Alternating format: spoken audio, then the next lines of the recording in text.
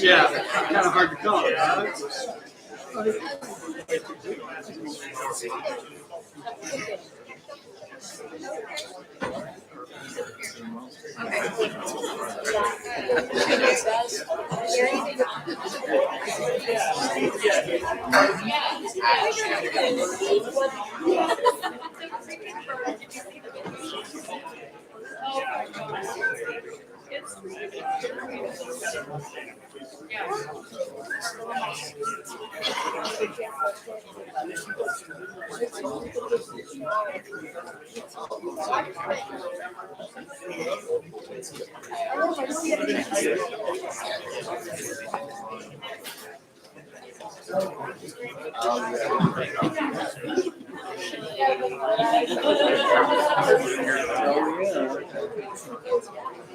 Oh.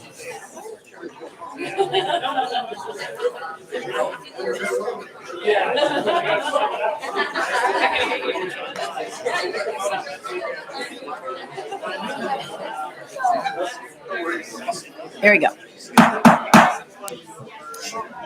Call the Broken Arrow City Council meeting to order. We have invocation by Pastor Connolly.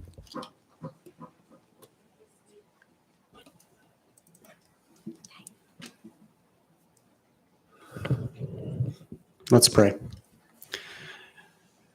Dear Heavenly Father, we come to you today thankful. We thank you for the opportunity to be here, for the leadership that's been given to our city, God, and all that they represent. And thankful for the chance to be here with a voice today. We pray that as we discuss and we go through our things, God, we pray that you would give us wisdom because we know that you are that source of all wisdom.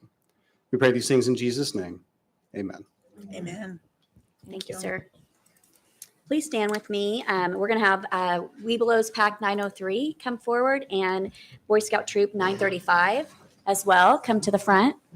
Mayor, excuse me, I need to do a quick roll call. Oh, pause. I got super excited about you guys. Roll call. Ford, Here. Hootie, Here. Parks, Here. Gillespie, Here. Wimpy. Here. We even went over this, didn't we? We went over the schedule. Okay. We're here. Who's going to lead us? Attention. Thank you all. Thank you. Thank you all.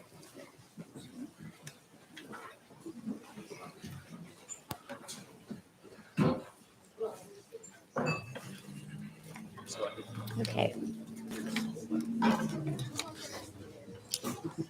We've got item J that's going to be pulled from the consent agenda. Are there any other items? Move to approve the consent agenda absent item J. Second. We have a motion and second. Roll call.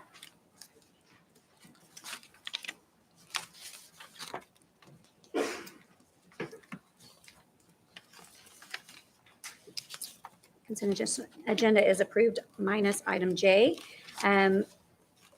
5J, approval of and authorization to reprogram residual funds from a completed capital improvement project, alternate light source for CSI, to increase the budget of a pending capital improvement project, a 3D scanner for CSI. Chief Berryhill. Good evening, Mayor, Council, Mr. City Manager. I have with me Detective Karen Weichel, one of our crime scene investigators. This project is to reprogram money that was came in under budget for another project for CSI for a 3D scanner. I'm going to let our expert describe the whole project for you, and she's actually got some visual aids also. So this is a very short PowerPoint and just brief talking points. So our alternate light source budget came in under. So unfortunately, the 3D scanner project, the cost has gone up drastically with inflation, technology stuff. So that's why we're asking for the transfer of the funds. So a 3D laser scanner is now the common method for scanning crime scenes and documenting it. So what it'll do is it'll scan a crime scene, it will take measurements within the scene, and then in the end, it creates a 3D diagram for us. The diagram can also be used to help us with our bloodstain analysis, our shooting trajectory analysis, because of all those measurements. There's millions and millions of measurements within this diagram that we can work with. Currently, we use an old school method, which takes a lot of time, costs a lot of overtime money for us. The way we do it currently, up here, the image on your left up there is what we do at our scene. So we hand measure using a Hilti little hand laser measure or a measuring tape. Every doorway, every window, any opening in a wall, we have to measure it. Then we hand draw it out. We measure our evidence also. So the one up there was 132 measurements taken within the scene with a 300-foot measuring tape. It took a while. Yeah. So then we take our rough draft drawing and we enter it into a computer program where we have to manually enter in and draw it out to two-dimensional. So that's our finished product right there in the lower right corner. That is what's submitted to court for a juror to see. It's not a bad product, but it can be better. Mm-hmm. You don't really get a true idea of the actual crime scene by looking at that. So we had a crime scene that was down south in one of the larger homes. One CSI took 14 hours to measure and draw this diagram out, while I then processed the crime scene, the evidence, the body, all of that. So 14 hours, the laser would have drastically cut that probably in half, save some overtime money for sure. So the scanner, it would scan the scene. It also, as we're scanning it, we get a live view on a tablet of what the end result scan looks like. So we know if we missed any scans, any measurements, we can do it right then and there. When we hand measure stuff, a lot of times we can't go back to the scene after the fact and get those measurements because the scene's been released to family, whoever, it's been locked up. So we don't have to go back to the office and then redraw it into a computer program. It's already completed for us. We put it in the computer, it's right there for us. Because when we do the computer side of the two-dimensional, that adds another 10, 20 hours on top of everything we're doing. This is what a jury would see for a live walkthrough of a crime scene. So they scanned outside and inside at this scene. So they get to basically virtually walk through the scene and see what we were seeing. Otherwise, usually they have two-dimensional photographs and our drawings to go with it.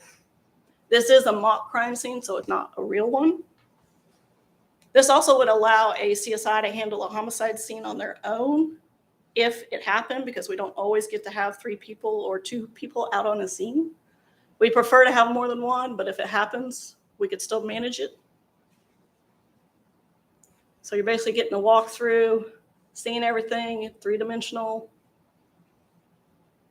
You see all your evidence, you see that it's marked. If we needed to, we could go in and pull measurements off of it to reconstruct the scene if we had to back at the actual scene. That is all on the PowerPoint. Any questions?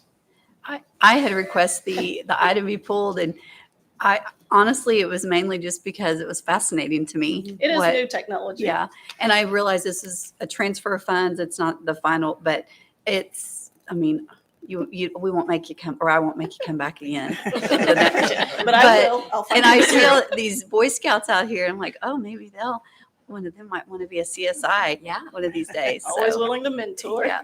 Yeah. So thank you so much. Very Any interesting. Other questions? Yep. Thank Thank you for your time. Appreciate it. We'll mention that to the Boy Scouts and the Webelos that we do have a junior police academy too, that they could attend at some point. So. All right. All right. I'll make a motion to approve item J, the transfer of funds. Second. We have a motion and a second. Roll call.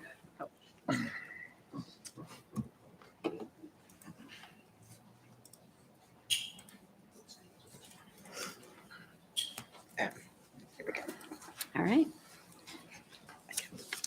Moving on to item 7, public hearings, appeals, presentations, recognitions, and awards. Item 7A is a certificate of recognition for citizens and employees of Stoney Creek Hotel for life-saving and heroic efforts presented by myself. I'm going to have Chief Moore and Major Myrick and Miss Maria Diaz, and you guys are going to share what took place, and then we'll vote, and then we'll read the proclamation. Fantastic. Mayor, Vice Mayor, City Council, City Manager.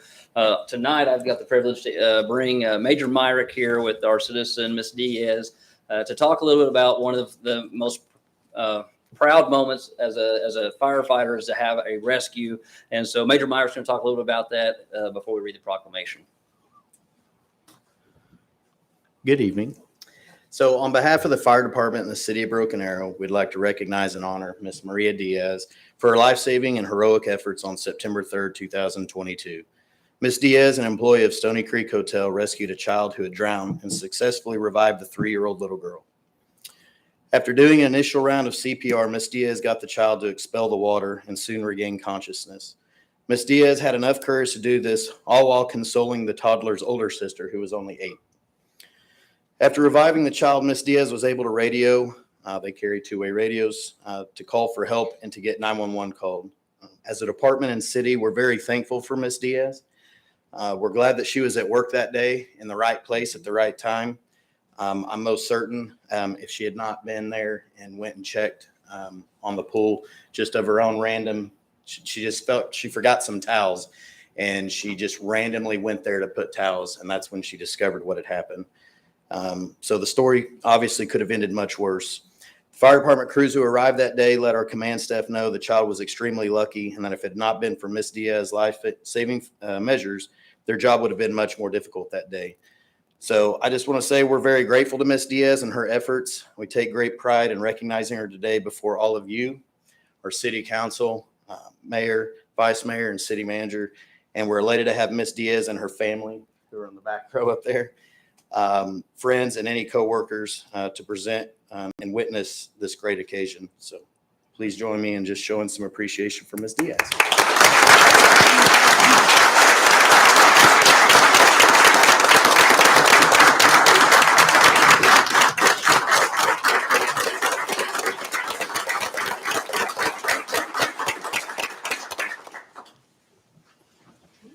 All right. Well, on behalf of the City Council and myself, we have a certificate of recognition presented to Miss Maria Diaz on October 4th, 2022, in recognition of your life-saving skills and heroic efforts on September 3rd, 2022, during a medical emergency at the Stoney Creek Hotel. Is there any action? Does her family want to come down and take a picture? Surely one of you can.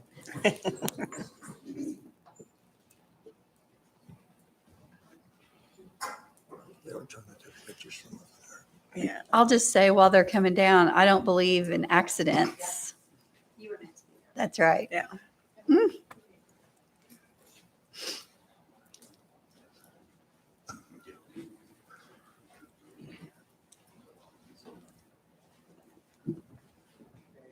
3, 1, 2, 3, and one more. 1, 2, 3. Thank you.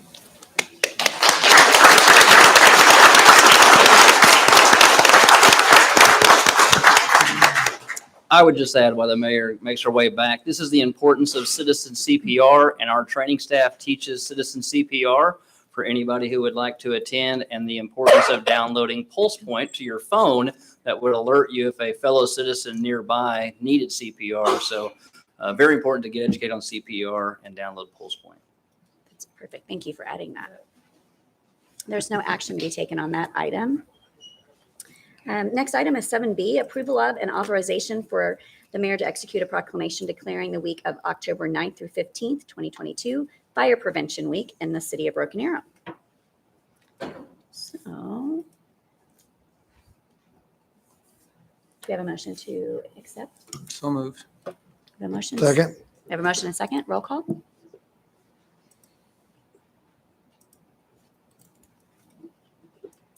Okay. Do you want to speak? Mayor, Vice Mayor, Council, I'd like to introduce Deputy Chief Phil Reed. He came to me several years ago and said he had a vision for a project to really get out the word to the community. And he worked very closely with our communications team and production team to build a video that we would like to debut tonight that will be distributed really nationwide to educate folks about the importance of fire safety. This is Fire Prevention Week. Not only do we impress upon folks to learn CPR, but also installing smoke detectors and practicing exit drills in the homes and so forth. So I'd like to introduce Deputy Chief of Prevention, Chief Reed, to talk a little bit about this video that we're going to show you tonight and then distribute to the world this week. Worldwide. Yes. Mayor Wimpy, Vice Mayor Gillespie, Mr. Spurgeon, Council. First of all, thank you for letting us be here tonight to share this very important and informational public service announcement this evening. My wish is that not only do the citizens of Broken Arrow get to see this video, but it extends to everyone who is served by our firefighters nationwide.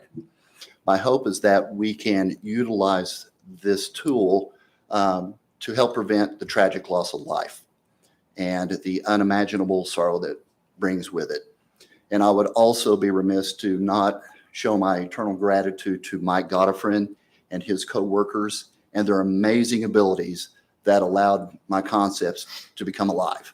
And also, I'd like to thank everyone who was a part of this production. Without them, it couldn't have been done. So with that being said, please enjoy the video.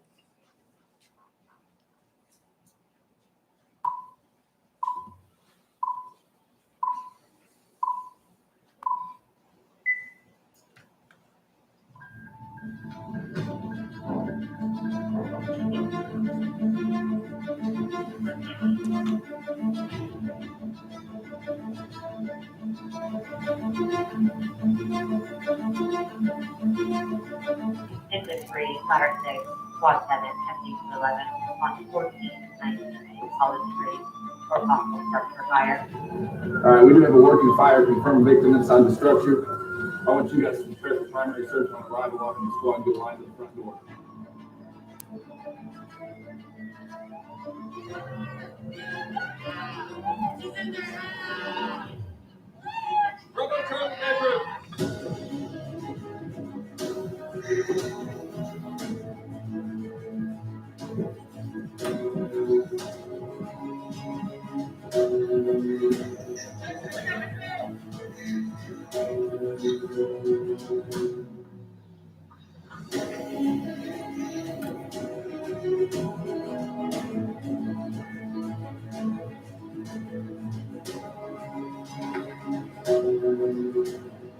Beckman. Beckman. Hey, Beckman, we got a visitor. Mommy!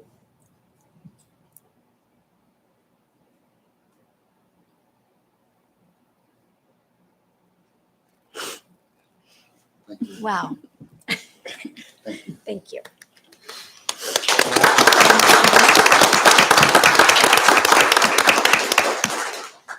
God, that was hard. Okay.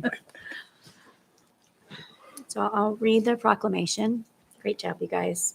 Fire Prevention Week proclamation, October 9th through 15th. Whereas the city of Broken Arrow, Oklahoma is committed to ensuring the safety and security of all of those living in and visiting Broken Arrow. And whereas fire is a public safety concern both locally and nationally, and residential fires are most common fire risks to our citizens. And whereas the Broken Arrow Fire Department responded to 256 fires in 2021, and according to the National Fire Protection Association, 6% of the home fire deaths are a result of a home without a smoke detector. And whereas residents who have planned and practiced a home fire escape plan are more prepared and will therefore be more likely to survive a fire. And whereas working smoke alarms reduce the risk of dying in reported home fire by 50%. And whereas Broken Arrow Fire Department is dedicated to reducing the occurrence of home fires through prevention and public education. And whereas the 2022 Fire Prevention Week theme, Fire Won't Wait, Plan Your Escape, effectively serves to remind us to have smoke detectors and carbon monoxide detectors in our homes and to plan, practice, and react to those sounds of safety. And whereas I, Mayor Deborah Wimpy, do hereby proclaim the week of October 9th through the 15th, 2022, 2022 as Fire Prevention Week and encourage all citizens to heed the fire and safety messages all year long. Thank you. I make a motion, we approve this proclamation. Second. I think we thought I we already think already we did. did. Oh, Yeah, we did already we? did. Yeah, we did it at the beginning. We double Before we approved voted it. again. Double approved it. We double approved. Okay. Item 7C is approval of an authorization of the mayor to execute a proclamation declaring the month of October 22 as National Colonial Heritage Month. Do you have a motion to accept? I'll make a motion to accept. Second. We have a motion and a second. Roll call.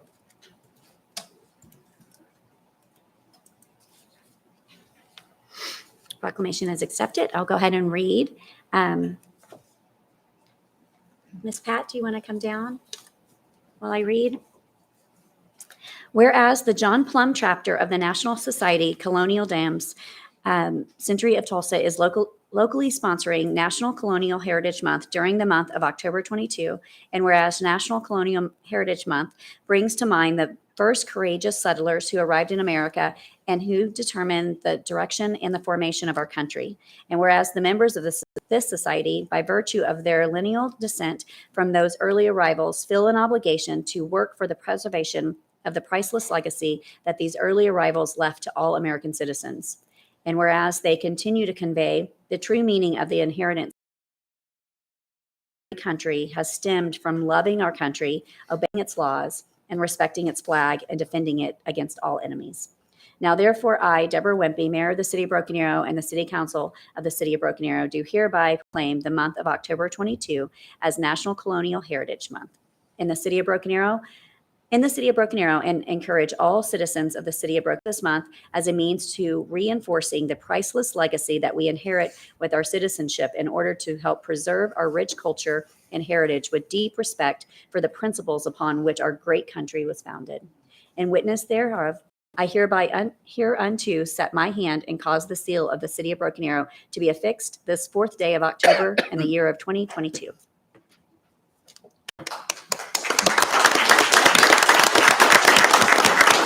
Do you have anything you'd like to say? No? Okay. Thank you.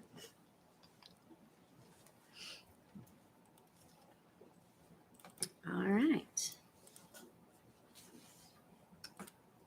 Item 7D, approval of an authorization for the mayor to execute a proclamation declaring the month of October 2022 as Disado Nomia Awareness Month. I did it, Norm. Good job. Okay. Do you have a motion to accept the proclamation? Make a motion. Second. We have a motion and a second. Roll call.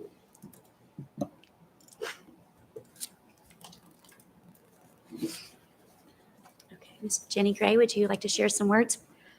Yeah, so I just wanted to thank you all for issuing this proclamation today. I represent Disado International here in Oklahoma. It's not a very well-known disease or syndrome, whatever you want to call it, condition. I myself started having symptoms 13 years ago, and I was just diagnosed last year. It got to the point in 2020 where I wasn't able to reliably walk without fainting. Even in my own house, just getting up to go to the kitchen or the restroom was a struggle. And since being diagnosed, within a month of being put on my medication, I was able to walk around. I took my first hike in a decade a few months ago. I can now go to stores, walk my dog without being afraid. It's been completely life-changing. So I want to thank you all for educating the public on this umbrella of conditions that affect so many people and they just don't know. So thank you. Thank you. Thank you for sharing this. I had to Google it because I had no idea. So thanks Yeah. for bringing the awareness to Yeah, us. absolutely. That's why we're here. That's right. Okay, so here goes. I was gonna make the vice mayor read it, but I'm gonna give it a shot. I've been anxious to hear if you. Scott, I've been practicing. Autonomia Awareness Month Proclamation. Whereas Dysautonomia, oh, see, Scott, you jinxed me, is a group of medical conditions that result in a malfunction of the autonomic nervous system, which is responsible for automatic bodily functions such as respiration, heart rate, blood pressure, digestion, temperature control, and more. Whereas dysautonomia impacts over 70 million people around the world, which is, like, it's incredible that we had not heard of this and it affects so many It's people. very common in people who have long COVID as well. And includes conditions such as diabetic autonomic syncope. Yeah. Curtis was helping me earlier. Pure autonomic failure and postural osteostatic tachycardia. Postural orthostatic tachycardia syndrome. That's the one I have. Thank you. Whereas dysautonomia impacts people of any age, race, gender, or background, including many individuals living in Broken Arrow. Whereas dysautonomia can be very disabling, and this disability can result in social isolation, stress on the families of those impacted, and financial hardship. Dysautonomia can result in death, causing tremendous pain and suffering for those impacted and their loved ones. Whereas increased awareness about dysautonomia will help patients get diagnosed and treated earlier, save lives, and foster support for individuals and families coping with dysautonomia in our community. Whereas Dysautonomia International, a 501c3 nonprofit organization that advocates on behalf of patients living with dysautonomia, encourages communities to celebrate Dysautonomia Awareness Month each October around the world. Whereas we seek to recognize the contributions of medical professionals, patients, and family members who are working to educate our citizenry about dysautonomia in Broken Arrow, Oklahoma. Now, therefore, be it resolved, I, Deborah Wimpy, Mayor of the City of Broken Arrow, Oklahoma, on behalf of the Broken Arrow City Council and residents, do hereby proclaim October of 2022 as Dysautonomia Awareness Month. In witness whereof, I have hereunto set my hand and caused the corporate seal of the City of Broken Arrow, Oklahoma, to be affixed this 4th day of October 22.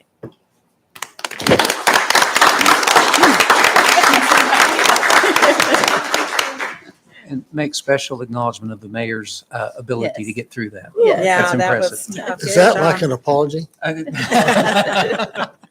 Oh, I'm just glad it was her and not me. it was almost you, Scott. It was Me too. almost you. Yeah, All right. maybe the next one will be a little easier. I think you're right. All right, let's see. We are on item 7E. Approval of and authorization for the mayor to execute a proclamation declaring the month of October 2022 as Breast Cancer Awareness Month in Broken Arrow, Oklahoma. Make a motion to approve. Second. We have a motion and a second. Roll call. Motion passes. I'll read the proclamation. Breast Cancer Awareness Month, October 2022. Whereas October is National Breast Cancer Awareness Month, and whereas October 21st is National Mammogram Day, and whereas in the United States, breast cancer death rates are higher than those of any other cancer besides lung cancer. Whereas in 2022, there are more than 3.8 million women with a history of breast cancer in the U.S., and whereas about 1 in 8 U.S. women, about 13%, will develop invasive breast cancer over the course of her lifetime. And whereas in 2022, an estimated 287,850 new cases of invasive breast cancer are expected to be diagnosed in women in the U.S., along with 51,400 new cases of non-invasive breast cancer. And whereas about 2,710 new cases of invasive breast cancer are expected to be diagnosed in men in 2022. And whereas early detection and treatment can save lives. Now, therefore, I, Deborah Wimpy, Mayor of the City of Broken Arrow, and on behalf of the City Council, city staff, and residents, do hereby stand in solidarity with breast cancer survivors and thank the countless advocates, medical professionals, researchers, and caregivers who dedicate their lives to fighting for a world without breast cancer. In witness whereof, I hereby set my hand and cause the seal of the City of Broken Arrow to be affixed this 4th day of October 2022. I might make a comment here on this. My wife she has a test every year. She's never had any problem, never been sick in all the 55 years, as far as I know. And she has it every year, has her mammogram or test.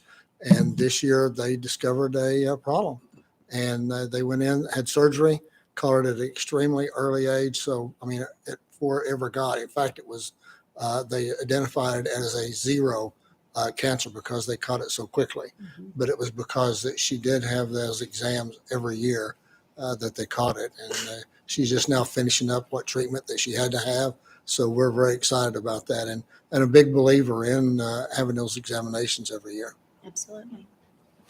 Yeah, and my sister has been dealing with breast cancer, my youngest sister, for the past year and a half, and still is has gone through chemo and radiation, and it's an ongoing process with her. But there's probably somebody from every single family that's affected in some way. Right. And it doesn't affect me. And I had a very dear friend pass away, a gentleman from breast that right? cancer. And I would be, as Christy said, I'd be hard pressed to think there's anyone in this room who hasn't been touched in some way. Right. But I can say, knowing your wife, I'm sure glad that she's through it all. Right. Yes. Yeah, she's very strong. Very And thankful. in fact, she got my pink shirt ready for me to wear.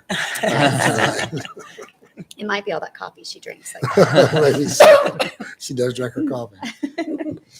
All right.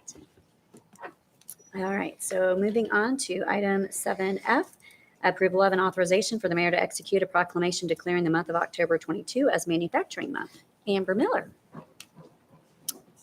Is there a motion to accept? I'll make a motion. Second. We have a motion and a second. Roll call. Thank you, Mayor, Vice Mayor, City Councilors, and City Manager for allowing us to be here today. We are truly excited and appreciative to discuss the proclamation of recognizing October as Manufacturing Month. As many of you know here, over 300 manufacturers call Broken Arrow home and have a significant impact on the local economy. But did you know that manufacturing in all industries leads to a gross regional product of $469 million? Over 132,000 Oklahomans are employed in this industry and can expect to make well above the national average in wage. Specifically, in Broken Arrow, an individual employed in the sector exceeds an average annual wage of over $79,000 annually, which is about 48% higher than the average wage in the United States. So recognizing October as Manufacturing Month is a part of a month-long strategy to bring awareness to this incredible industry, its impact on the community, and to improve the public perception of careers in manufacturing. In addition to this proclamation, we'll have a month-long social media campaign highlighting Broken Arrow manufacturers. In addition, we'll host our annual Manufacturing Career Day at Broken Arrow and Union Public Schools, having an impact on over 3,000 students, as well as our refreshed event, Manufacturing Unplug. And it is my pleasure to introduce our friend Dan Marticello, President and CEO with our local aerospace company, SimStar, to say a few words. Thank you, Amber. Yeah, no, I jumped at the chance when she offered me this opportunity to thank you all for being a place that is receptive to manufacturing. A couple of reasons why we feel it's a great place to be for SimStar. Number one, we're a defense contractor building and maintaining and upgrading flight simulators for our armed services. Broken Arrow is very welcoming of that work, as well as our large portion of our workforce are veterans, myself included, as a retiree of the Air Force. And so we really feel at home here, and we appreciate that. Secondly, the Chamber of Commerce has done a great job in workforce development. We currently have 50 software engineers on staff, 120 employees total here in Broken Arrow. We are still hiring. We need more engineers, more technicians, and the Chamber of Commerce has really stepped up to encourage workforce development in the region to hopefully bring those skill sets up through the education system in STEM so that those will be the future employees of SimStar, Flight Safety, and the other partners we have here in the Broken Arrow city. So thank you very much. Thank you for choosing Thank you. Broken Arrow. You're welcome. Yes. Yeah. Thank you for your service too. Yes, Yes.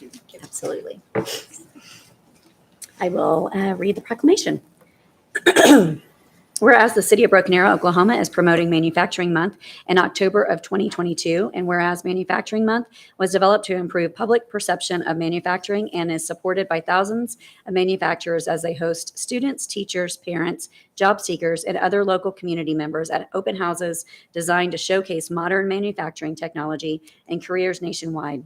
And whereas it is a national celebration of modern manufacturing designed to inspire the next generation on how they can make a difference through manufacturing and give guidance on how to take the first steps in starting a career in modern manufacturing. Effectively communicate that manufacturers need the next generation. Show students, parents, and educators the opportunity, creativity, possibility, and the accomplishment that come with a career in manufacturing. And whereas the City of Broken Arrow ranks third in the state of Oklahoma for manufacturing. And whereas more than 300 local manufacturers operate within the City of Broken Arrow. And whereas modern advanced manufacturing relies on clean, well-lit, and climate-controlled environments, provides competitive benefits to every employee, including healthcare and retirement plans, and thereby makes manufacturing a worthwhile career choice for all residents. And whereas the City of Broken Arrow, Oklahoma supports and joins in this national and state effort to help Americans manufacturers do what they do best, grow their businesses, create jobs, and ensure that our communities remain as vibrant tomorrow as they are today. Now, therefore, be it resolved, I, Deborah Wimpy, Mayor of the City of Broken Arrow, Oklahoma, on behalf of the Broken Arrow City Council and residents, do hereby proclaim October of 2022 as Manufacturing Month. So congratulations. We have one more proclamation, by the way. It's a very important one. It's a very important one. Yes, thank you. Congratulations. Thank you for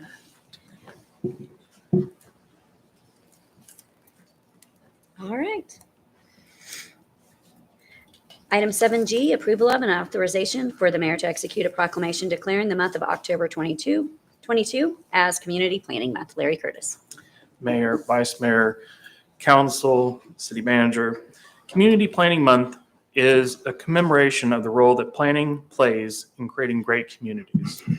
Each year, the American Planning Association recognizes National Community Planning Month through the month of October to celebrate and highlight the contributions of sound planning and plan implementation that we make throughout our community and our neighborhoods. The celebration of National Planning or Community Planning Month gives us the opportunity to publicly recognize the participation and dedication of planning commissioners, planning community planners, and our citizen planners who have contributed their time and expertise to improve our community. And that is what is before you this evening. All right. A motion to accept? So moved. Second. Oh, Christy beat us both. Wow. We have a She motion and a didn't even second. say it. Roll call. She was just on it, Johnny. Sorry. She was on it. Okay. Your proclamation, sir. Whereas change is constant and affects all cities, towns, suburbs, counties, boroughs, townships, rural areas, and other places. And whereas community planning and plans can help manage this change in a way that provides better choices for how people work and live. And whereas community planning provides an opportunity for all residents to be meaningfully involved in making choices that determine the future of their community. And whereas the full benefits of planning requires public officials and citizens who understand, support, and demand excellence in planning and plan implementation. And whereas the month of October is designated as National Community Planning Month throughout the United States of America and its territories. And whereas American Planning Association endorses National Community Planning Month as an opportunity to highlight how planning is essential to recovery and how planners can lead communities to equitable, resilient, and long-lasting recovery. And whereas the celebration of National Community Planning Month gives us the opportunity to publicly recognize the participation and dedication of the members of planning commissions and other citizen planners who have contributed their time and expertise to the improvement of the City of Broken Arrow. And whereas we recognize the many valuable contributions made by professional community and regional planners of the City of Broken Arrow and extend our heartfelt thanks for the continued commitment to public service by these professionals. Now, therefore, be it resolved that the month of October 2022 is hereby designated as Community Planning Month in the City of Broken Arrow in conjunction with the celebration of National Community Planning Month. Thank you, Larry. Thank you. I might comment that I've served on the city council, as you see, and the Broken Arrow Planning Commission. And I will just say that the planning commission is and the planning itself is an event, and it can be a very eventful event. They really go through and they're recommending body to the city. And I challenge you to go ahead and look through some of their meetings because it can be pretty tough when you start changing the zoning from somebody that's lived there for 30 years and now they're going to build this instead of that. It takes a lot. So it can be pretty heated meetings. So I always say they take a lot of heat for the city council in coming to that professionally derived recommendation to the council. So I thank you for that. You guys do a good job. You do an I excellent thank job. you. And I do want to thank the Planning Commission and City Council is that I have worked in other communities and I have seen other communities and how they function, how they work. And our Planning Commission and our City Council take planning at heart and know that our community has developed out an exceptional plan that this council has set before. And much appreciated. Thank you. Thank you. Thank you. All right, item 7H, presentation of Christmas and Broken Arrow events in the Rose District in New Orleans Square. Erin and Kendra. And Evening, Mayor, Vice Mayor, and Council. I'm here to talk about Christmas today, which you may think it's kind of early for Christmas, but in my defense, Hobby Lobby's had their stuff out for many, many weeks at this point. So,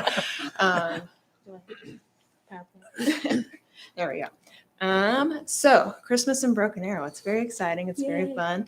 And so one of the ideas this year, before I really get into it, was to try and extend the kickoff activities all the way from the plaza to the Brio. Since we're moving north on Main Street anyway, we wanted to try and move the people all the way down to see the incredible stuff that's happening down north. So this is my attempt to get people walking all the way down Main Street. But first at the plaza, kickoff night, November 17th, we're going to have Santa, of course.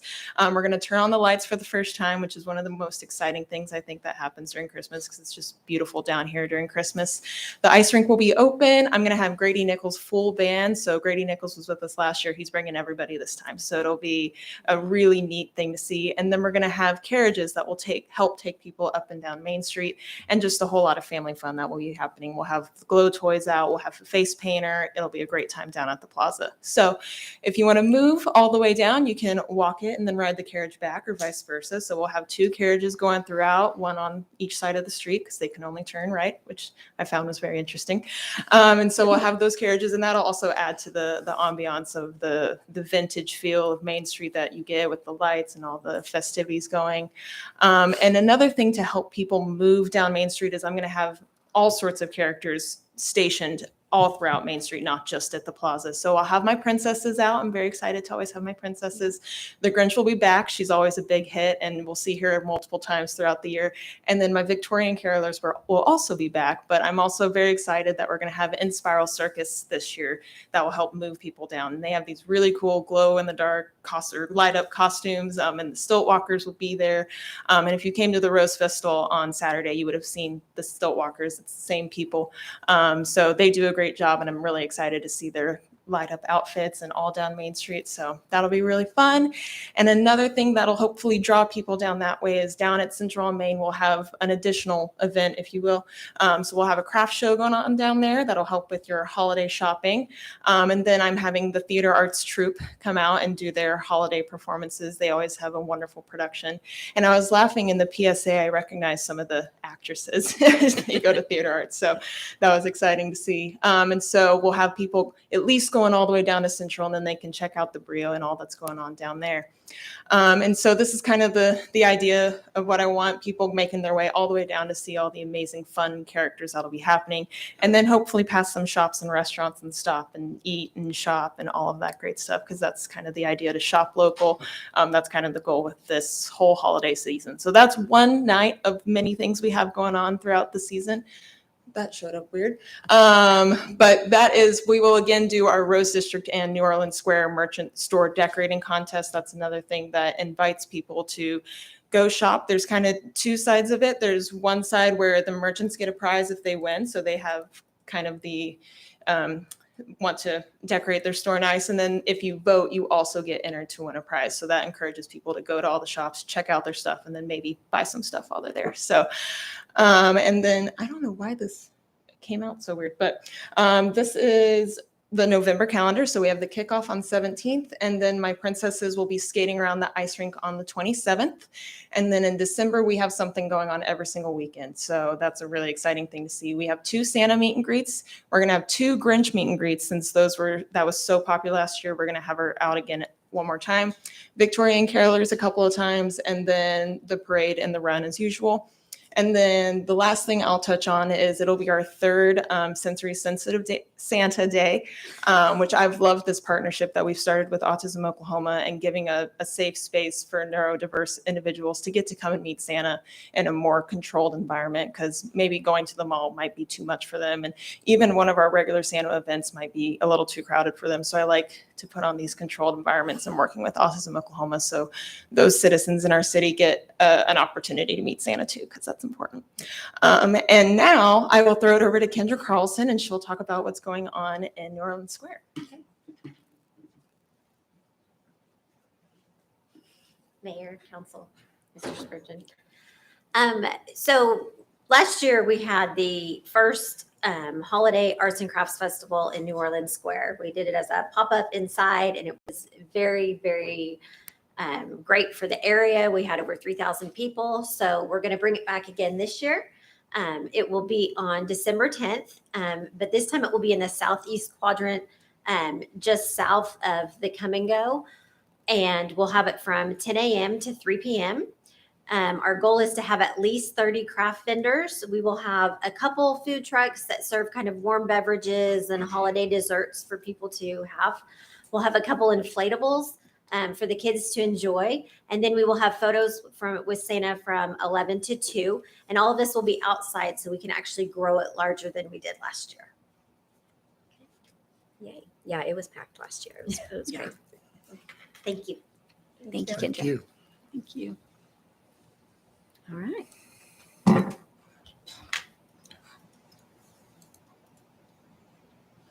Which it looks like no action is required on that item. Do you want to?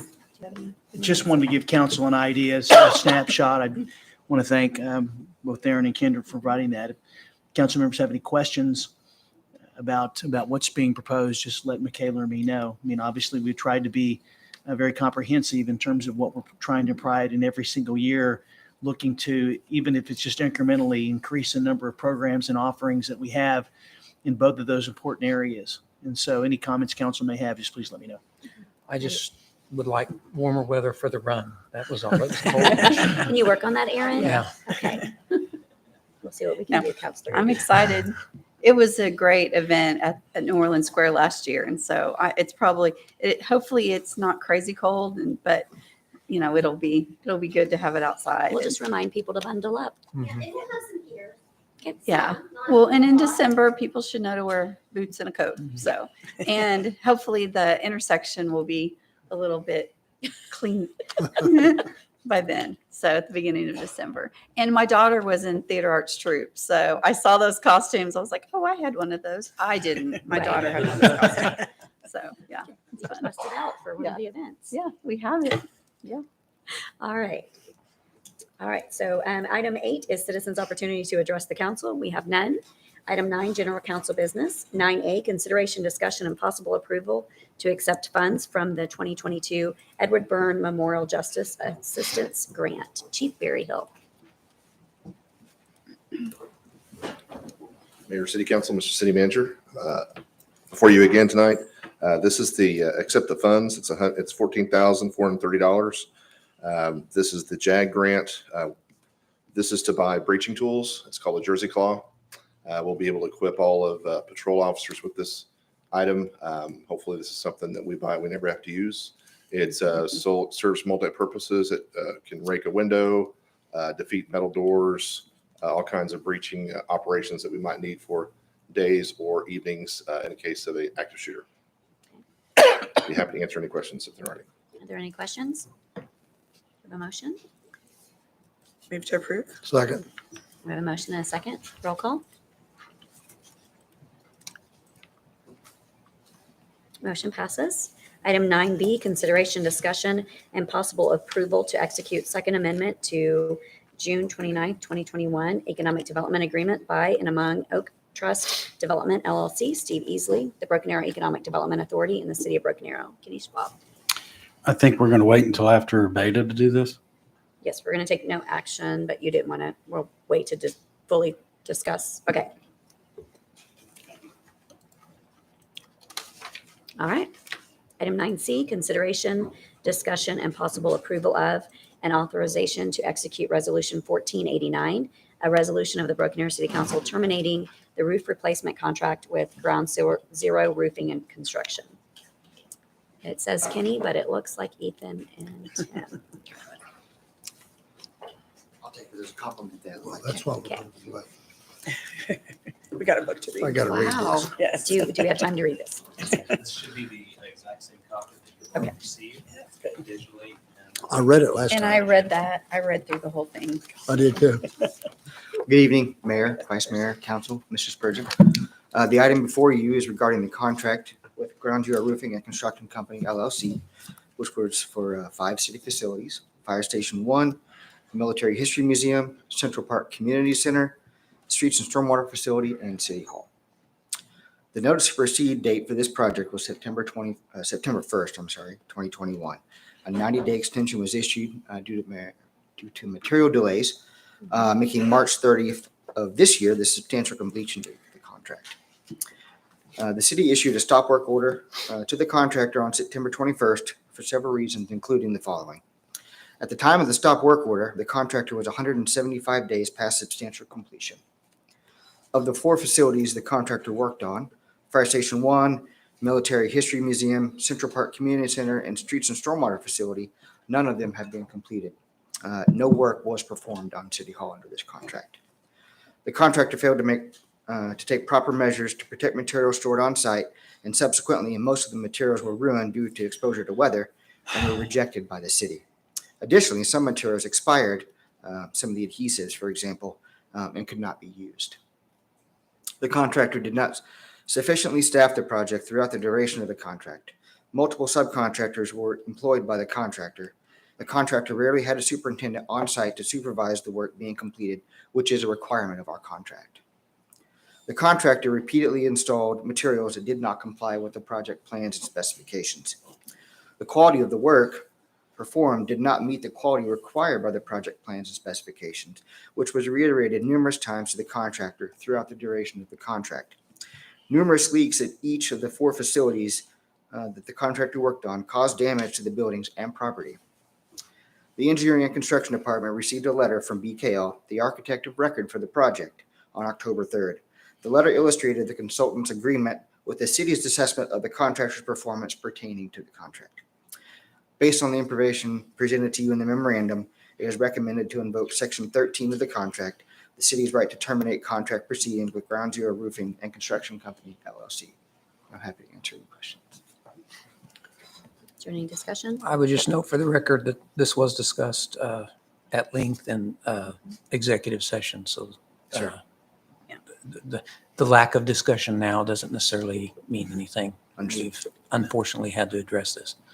I'd make a motion to authorize Resolution 1849, a resolution of the Broken Arrow City Council terminating the roof replacement contract with Ground Zero Roofing and Construction LLC.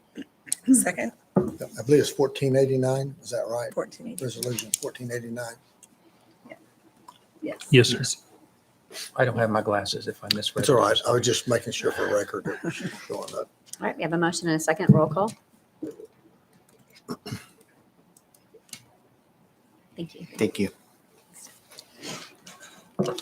Item 9D, consideration, discussion, and possible approval of to send BACP 182 comprehensive plan change Cedars multifamily 87.3 acres, level 2, level 3, and Greenway floodplain to level 3. Larry, I'll let you discuss. Mayor, Vice Mayor, Council. BACP 182 is a request to change 83.7 acres of land from the comprehensive plan from level 2, level 3, and Greenway floodplain to increased amount of level 3 and decreased amount of Greenway floodplain. Property is unplatted, located on the northeast corner of Albany and 37th Street. 30.32 acres of the property is currently designated as level 3 in Greenway floodplain and requested to be entirely level 3. The remaining 56.98 acres is currently designated as level 2, level 3 Greenway floodplain and is requested to be entirely Greenway floodplain.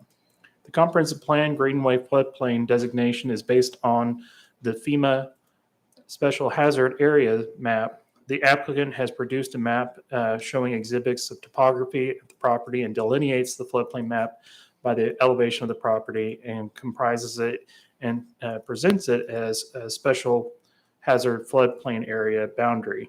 Additionally, the applicant has provided an exhibit showing the new proposed level 3 and Greenway floodplain boundaries with comprehensive plan amendment requested based off the floodplain map and elevation. The item was heard on at the July 14th, 2022 Planning Commission meeting. 2 residents spoke in opposition to this request. 4 residents submitted forms in opposition but did not wish to speak, and 4 residents submitted comments in opposition to be read out loud. Concerns cited that the area already has flooding and stormwater issues and that the overall development concept is unfavorable for the property value and stormwater issues. The request was ultimately continued to the September 8th, 2022 Planning Commission meeting to allow for time for the applicant to obtain necessary documentation from FEMA. The item was heard at the September 8th, 2022 Planning Commission meeting. 2 residents completed forms indicating that they were in opposition but did not wish to speak. Staff had recommended approval of the request subject to the applicant obtaining a letter of map amendment from FEMA in accordance with the exhibits that they had submitted with the request and satisfaction of the Engineering and Construction Stormwater Division by October 4th, 2022. The Planning Commission recommended approval of this recommendation per staff recommendation. At this time, as of this time, we have not received said letter from FEMA or from the applicant. As this item, as our ordinance requires, that City Council shall hold a meeting on the proposed plan amendment within 90 days of the conclusion of the hearing. That is the reason why it is before you tonight. So that was 83 days ago when we started this rigmarole, on July 14th. But because the applicant has not yet presented the letter of map amendment to staff, to council, to the planning commissioner, to anyone, staff recommends that this item be sent back to the planning commission for it to be heard at the October 27th, 2022 planning commission meeting. And I'm happy to answer any questions that you may have. I really don't understand why why it's not denied instead of sending it back. Because they haven't fulfilled that obligation. So are they hoping, the planning commission hoping that it'll be sent to them because if they don't get it, they're not going to send it back to us. Correct. I mean, they could take a different action because the council can send it back. It can be heard, or it can, the planning commission can have it at their meeting and they can take a different action on it, which is to approve or deny or to remediate back to you again. Has the applicant given any indication why we don't have that letter yet? No, I'm unaware of any at this time, other than potential time delays from within the federal system itself. That is the only thing that I'm aware of. So it sounds like this is all premature. The comprehensive plan change without a letter of map amendment, I would agree. That's the reason why. It's a timing is the reason why it's before you. If the planning commission could have continued it until the map had come in, that would have been one thing. But because our ordinance states that that council needs to take an action on it within 90 days. Well, I don't mind sending it back. It just seems like since it's not available that it would be denied, but I'll go with whatever. If you want the planning commission to look at it again, I'm in favor of sending it back to them. But my question is, if we send it back to the planning commission and we still don't have the letter, we're no further along than we are now. Correct, but the planning commission at that time can make a decision to either deny. They can make that decision saying it's taken too long, so therefore we need to deny and allow a new hearing to take place once they do have a letter. Isn't that something the council can do? It is. Yeah, I would. I don't have any problem with it. I mean, I don't see no point in delay. I mean, they can make application when they have the paperwork and then we can consider it. But to me, it seems like it's premature and I just hate to waste more of the I planning understand. commission's time if we're gonna, Right. they're gonna have to hoy on it. When they have a letter, that's when it's time to show us that this can be done, because right now it's floodplain. Agreed. Understood. Agree. You trying to make that motion? Now, make a motion to deny the application, and the applicant can submit when they have the letter. Second? It'll have to go back through the planning commission Correct. It'll go back through the public hearing process. either way. Is that a motion and a second? Roll call? Just 1 second. I know that's not what it says, so. Sorry, Curtis. Yeah, the motion is to deny it. No problems.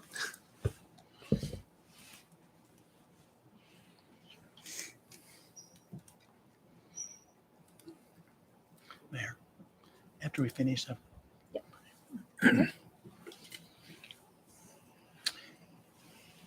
Manager? thank you, Mayor.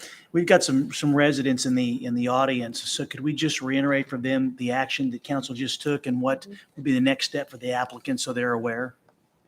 Happy to do so. And so now that council has taken action on this item of denial, is that the applicant does have the ability to reapply at some time in the future. This is not subject to the year stay that we have for zoning requests. This is a comprehensive plan amendment.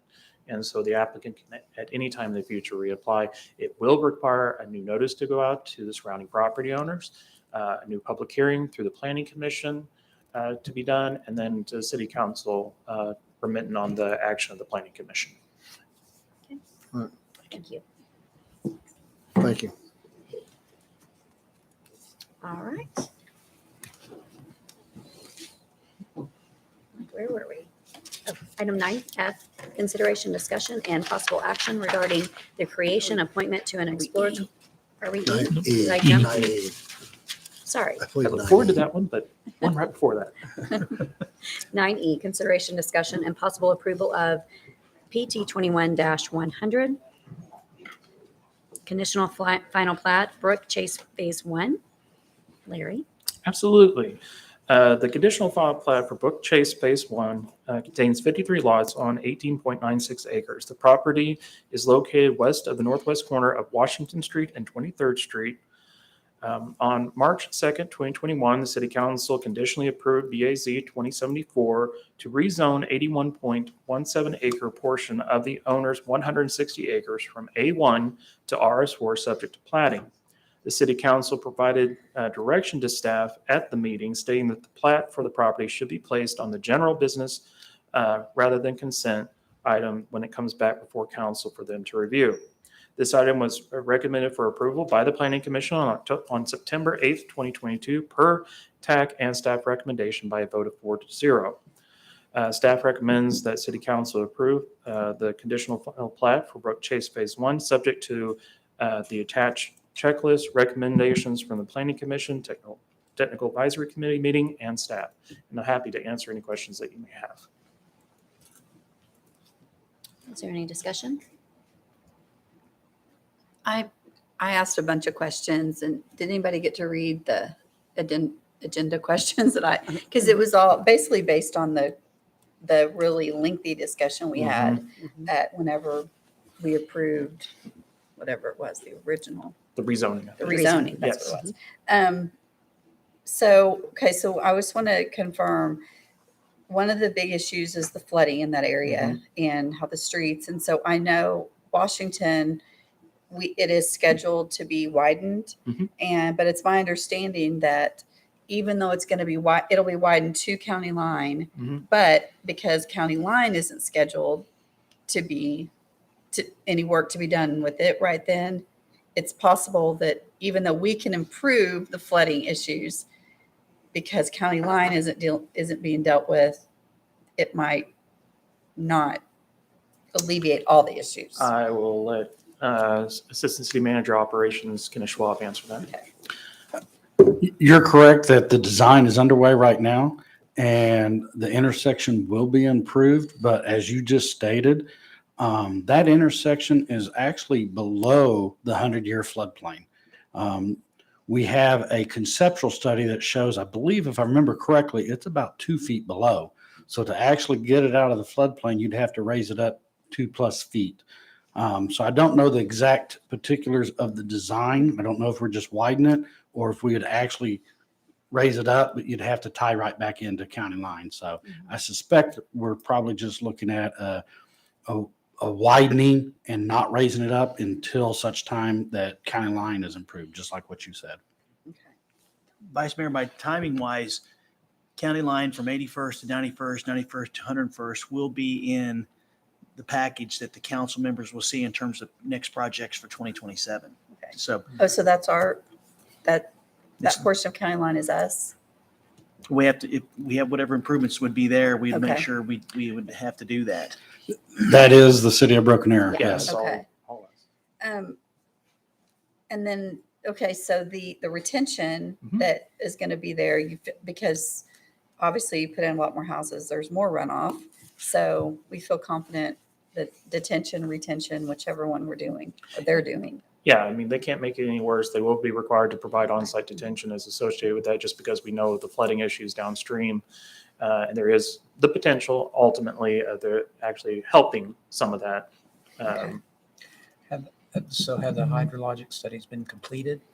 And They're very nearing completion as a part of that. But yes, And this engineering couldn't has be- been doing this. this couldn't be developed or started until the hydrologic studies are completed and they've submitted their plan for water runoff abatement, correct? Correct. They would not, as a part of the construction process that we have with the city of Broken Arrow, is that they are required to have the conditional final plat approved, and they are required to have the full engineering plans approved, or what we call NET, no exceptions taken. And then they are not allowed to start work out there until we have the bonds in place and a construction permit has been issued and a pre-construction meeting has taken place.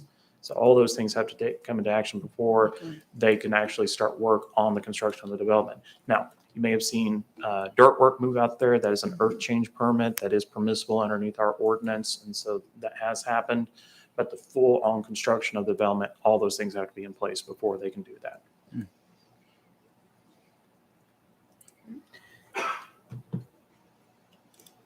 Any further discussion? Did we have residents talk against this at the planning commission? We had some citizens that were concerned about that were across the street about the water that was overtopping the road there at the entrance. But that was actually an interesting situation where we had two properties that were coming together right there, 91 Phase 1, and then Mr. Colin's property. And so no one quite knew who was to fix the drainage issue from 91 Phase 1 and that connection point because it was running off. And so therefore, when we had the really heavy rain that happened during that construction time, it started overflowing the road. Since that time, that has been corrected. So now it's flowing in the ditch like it's supposed to. And really, as far as the flooding goes, because of the required flood abatement they have to take in the neighborhood, it won't fix the flooding that takes place on that road, but it won't make it worse. Correct. That is correct. Because the studies require them to either accept or handle everything that comes on. It cannot not to have, add, but not to detract. it cannot increase the impact that it's currently in place. Do we have anybody that's signed up to speak against or for? We do not. Okay. All right. Is this connecting to an existing subdivision? Yeah, it'll Okay. eventually be connecting to 91 Phase 1, Okay. or actually, sorry, Phase 4 will be connecting that way. So this subdivision will have access onto Washington, but through the connection of the existing subdivision of 91, we'll have connection also onto Lynn Lane.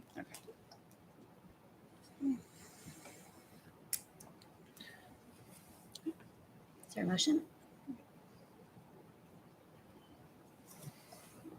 You good? It's your ward. I don't care. I'll make a motion to approve. Second. Or Scott can second. Scott did second. We have a motion and a second.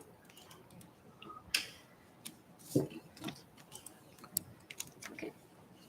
Now, items 9F. Yes, ma'am. Territorial. Consideration and discussion and possible action regarding the creation appointment to Exploratory Committee for the possible creation of a Metropolitan Area Planning Commission. Clearly. This one I'm very excited about Yes. in many respects. The City of Broken Arrow Comprehensive Plan action land use, specifically 3.2, states that the city should explore mechanisms to ensure adequate development standards in unincorporated areas of the city's fence line. One mechanism is a regional or a metropolitan area planning commission. Allowable by state law, the type of commission would help ensure that the development that occurs nearby in unincorporated areas of the city, specifically in Wagner County, is closer to the standards that are required by the city of Broken Arrow and the city limits.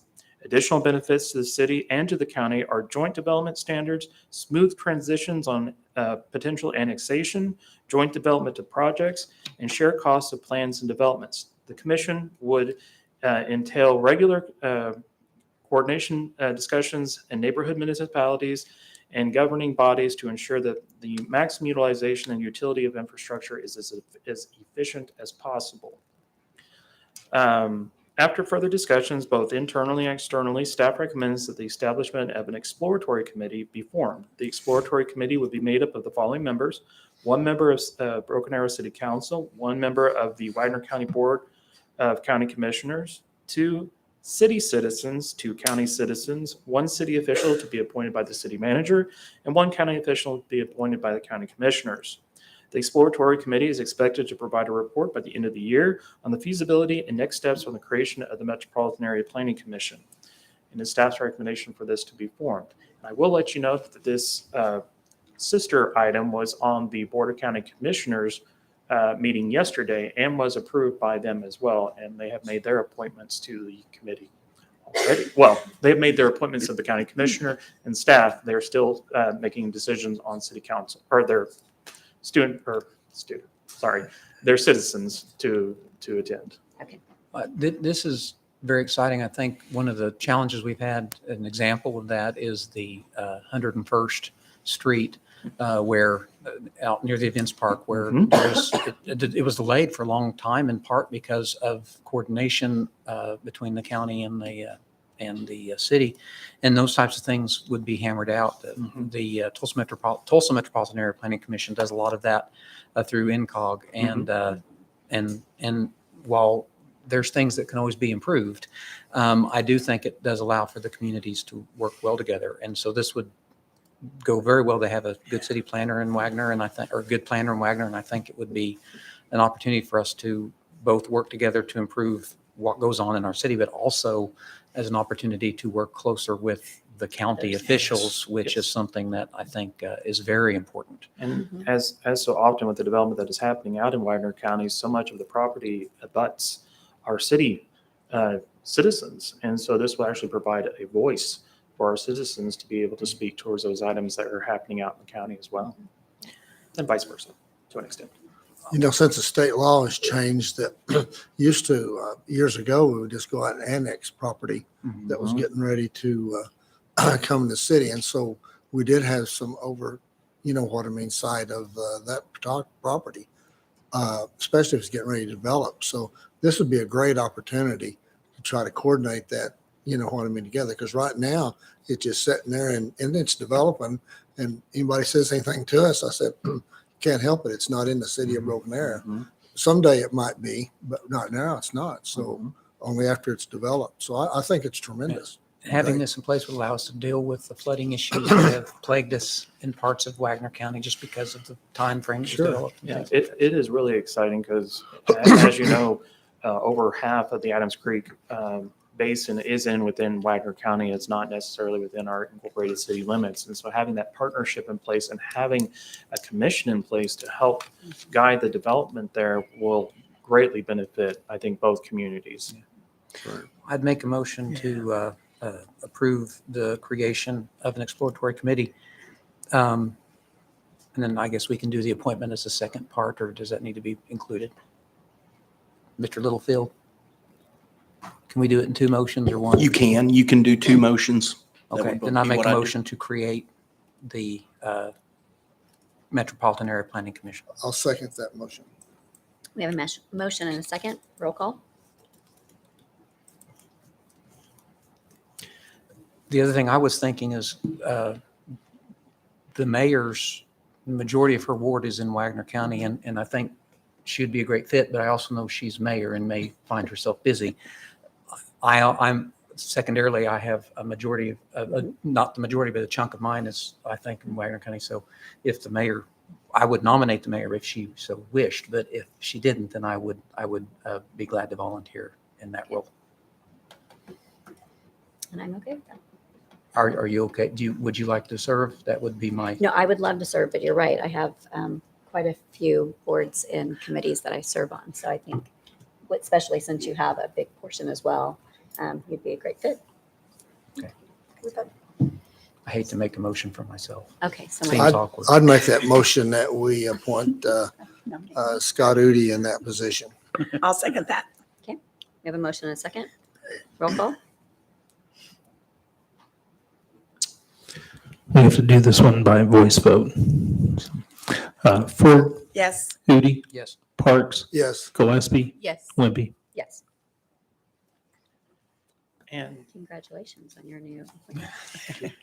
if you have any nominations that you would like to put on this committee, if you can let Michaela know as soon as possible, so that way we can potentially put it on the next agenda, just so that way we can get the committee going. Okay. So there's just one other, two appointments. 2 citizens, yes. Were there city citizens and county citizens? Yeah, so the county will appoint the county citizens, and then Okay. the city will appoint the 2 city citizens. And who, as far as the county, who's making that decision? The county commissioners will make that decision Okay. for those 2 So like appointments. Canning and Kelly? Yes, Okay. they will make those appointments, and then this body will make the recommendation of the 2 citizens to appoint to the committee. Do the, just to clarify, Mhm. the city appointments, do they have to be like I know people that are Broken Arrow citizens, Mhm. but they're not in city limits? Nope. You know, so That is that the can be. brilliant of this committee, is that it's not a requirement for them to actually be citizens of the city. They Of the- can be Okay. anyone that you would like to That has a appoint, broken arrow. preferably within, Okay. Wagner County. Wagner. Within yeah, the, yep. do they need to be in our fence line for those 2 appointments? I mean, well, preferably, yes. That would be preferred, but there's nothing binding you to that. Do we know what the commitment is? Like how, Till the end of the year. like about one meeting a month? One or to twice a month, 1 to 2 meetings a month. Okay. I got a All question right. for you, Larry. Yes, sir. So I've got council's authorized my office to appoint one city official. Are you staff on this? I can be staff, or I can be appointed, and then Jill could be the staff member that would be representative, or anybody that you'd like to appoint. Okay. More than welcome to. Right. I don't know if the Thank you. heater's on, but I did ask that the air be changed Oh, because it was No, the blowing. heater is on because I I'm like, feel it. Okay. Yes.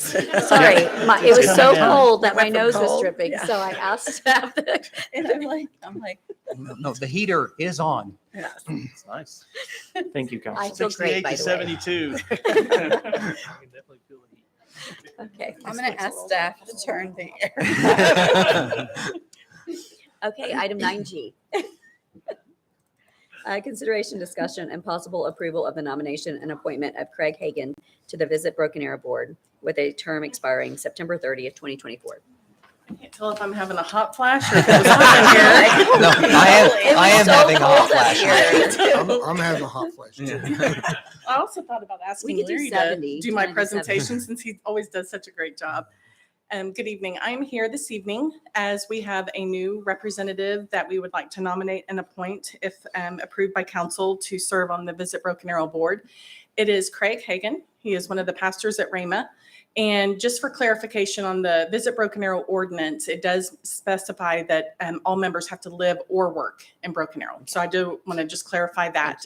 And obviously, Mr. Hagan works at Rhema. So if he is able to, or if he is approved this evening to fill that position, that Heather Martin is stepping down because we are doing this as a community member. And so Councilor Udi has recommended Pastor Hagan. So I'm here to answer any questions. If he is approved, he will serve through September 30th, 2024. See, I'm so hot, I can't even talk. I'm happy to answer any questions. I think it's a great appointment, so. Make a motion to approve the appointment of the nomination appointment of Craig Hagan. Second. We have a motion and a second. Roll call. All right, thank you, approved. Okay, let's see. Oh, preview ordinances, 10A, sorry, consideration, discussion, and possible preview of an ordinance amending Chapter 7, Business Regulations and Licenses, specifically adding Article 16, hotels, motels, repealing all ordinances to the contrary and declaring an emergency. Officer Mike Pill is behind you. Okay. Chief Berryhill. Mayor Wimpy, City Council, Mr. Spurgeon. I have Officer Mike Peel, our Public Affairs Officer. He attended a training out of state recently and discovered a program in reference to keeping citizens in hotels safe. We felt like he discovered this would probably be applicable to Broken Arrow itself. He's done a lot of great research, and he's got some friends here that are going to help him out. But I'm going to turn it over to Michael and let him speak. Thank you.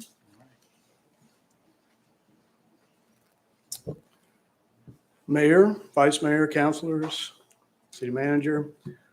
First, thank you guys for allowing me the opportunity to come and preview the ordinance.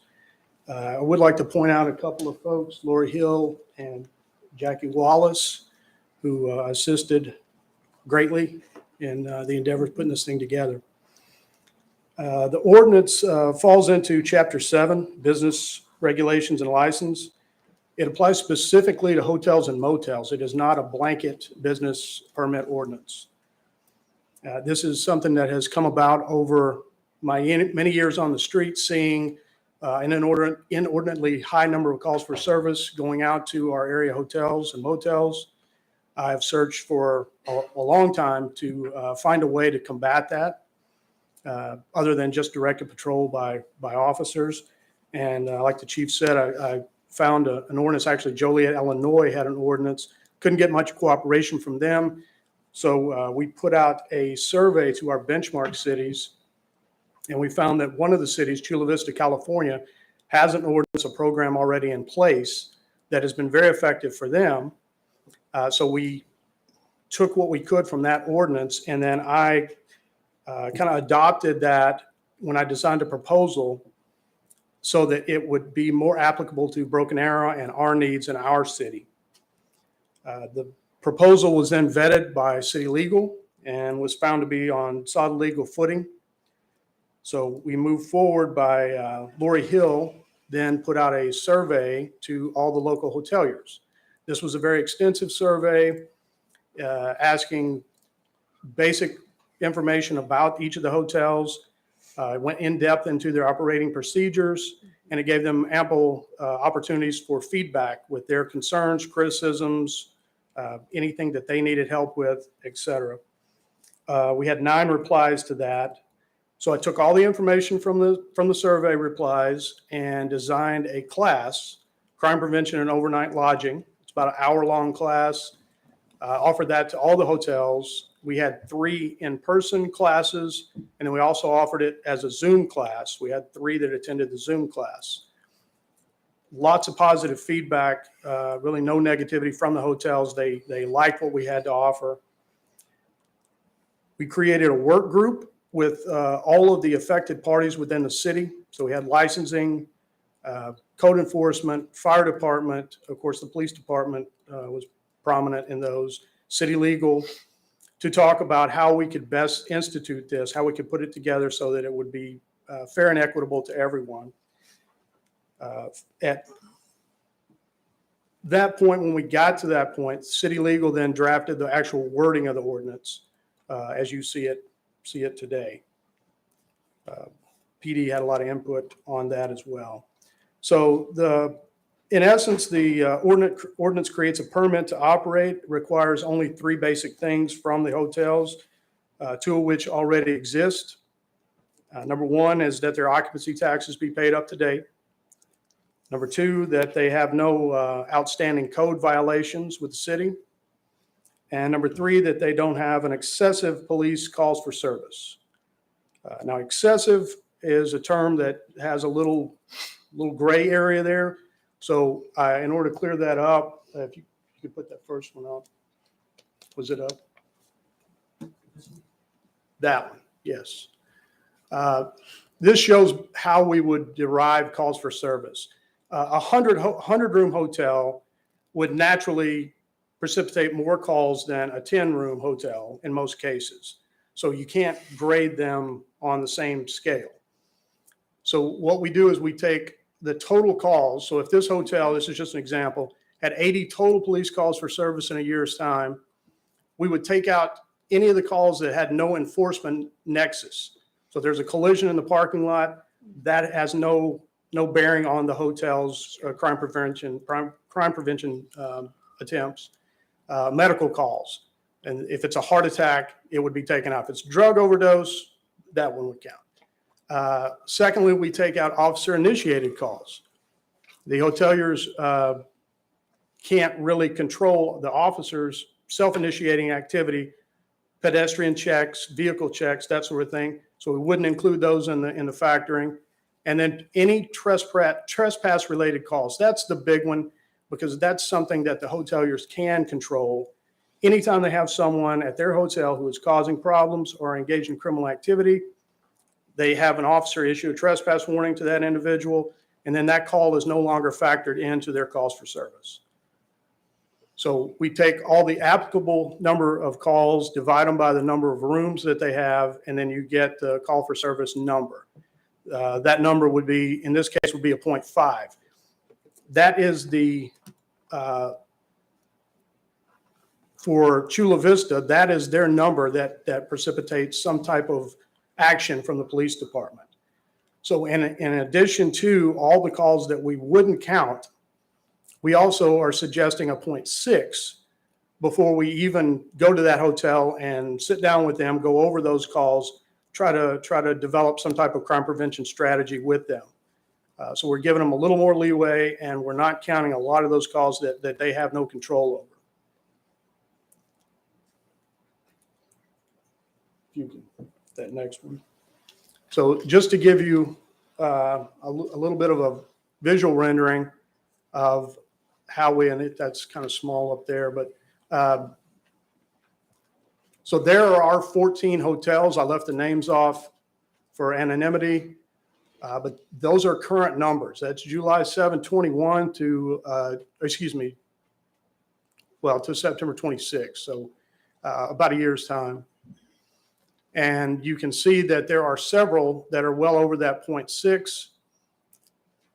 This is all prior to us instituting any type of program.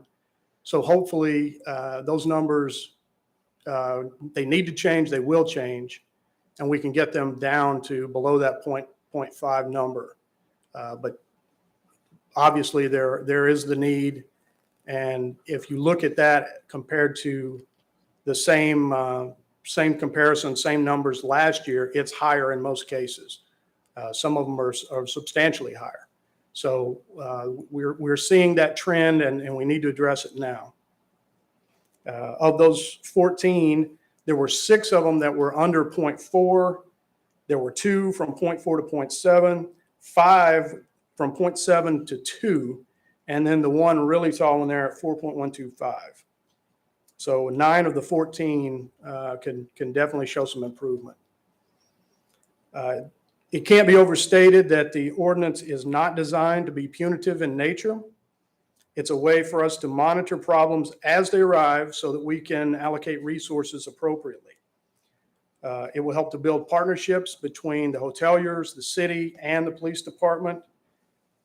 And as long as the hotels are taking proactive measures to reduce crime and then calling and issuing trespass warnings when crime occurs, we should see a significant decrease in crime, not only at the hotels themselves, but in the surrounding communities. This ordinance should positively impact businesses citywide. With that, I would ask if you have any questions. I don't have any questions, but when we went through this presentation with you guys a couple of weeks ago, it's pretty impressive how much work you guys have put in here, and it's definitely needed for sure. And it sounded like it might hold our hotels a little more accountable, and it'll actually help them be able to work through some of the criminal activity that may or may not happen. It gives them some resources as well. So, And I don't have questions either, but I do want to thank you and your committee for all the work. I know I sat in on a few of those meetings and also the training. And I think this is really needed for sure. And you're giving them every opportunity to succeed. And that's what I like. So Absolutely. prevention's important. Thank you. That's good. Anything else? Yeah. I just want to say is I remember when candidate for was when she and I were talking, she mentioned this one thing that she was working on with Mike before she retired. And you can see it's a lot of work, and we've done a lot of diligence to make sure that we've involved every single property and then we've spoken to a lot of those, as you can see, that don't have any concerns to make sure they understood what we're trying to do here. And so there's been a lot of effort, by Chief and his staff, Mike, Lori Hill. I could be prouder of the efforts we have, is because it's really trying to create a proactive approach to helping those who may have problems address those problems before they escalate. And so I'd ask the council to authorize us to move forward and put this in place. I'll make a motion to move this forward. We have a motion and a second. Roll call.